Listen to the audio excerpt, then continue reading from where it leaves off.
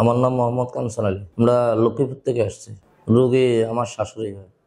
ওনার ওই হাতে কাঁপতো, ফাঁটা ফুলে যেত, তারপর যাই ওই ফ্যাট ট্যাট বাইরে যেত।